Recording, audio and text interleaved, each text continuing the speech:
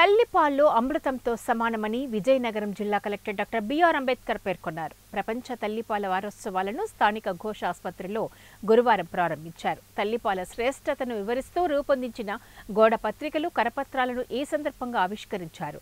తల్లిపాలు సహజ సమతుల్య ఆహారమని కలెక్టర్ అన్నారు.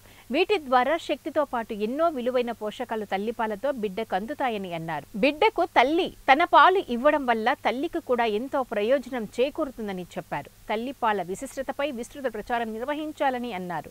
ముఖ్యంగా గ్రామ స్థాయిలో అవగాహన కల్పించాలని సూచించారు. ప్రజల్లో అవగాహన పెంపొందించేందుకు తల్లిపాల వారోత్సవాలు దోహదపడతాయని కలెక్టర్ అన్నారు. జిల్లా వైద్య ఆరోగ్య శాఖాధికారి డాక్టర్ ఎస్ భాస్కర్ రావు మాట్లాడుతూ తల్లిపాలు బిడ్డకు టీకాతో సమానమని అన్నారు.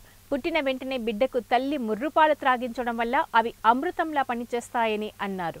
అన్ని రకాల పోషకాలు అందుతాయని, శిశు మరణాలు తగ్గుతాయని అన్నారు.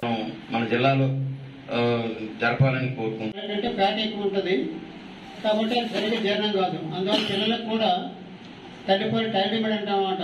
టైట్ కుట్టిన డ్రెస్ లాగా పిల్లగాడికి ఎంత అవసరమో భగవంతుడు సృష్టించాడు. అది తల్లిపాలు మాత్రం.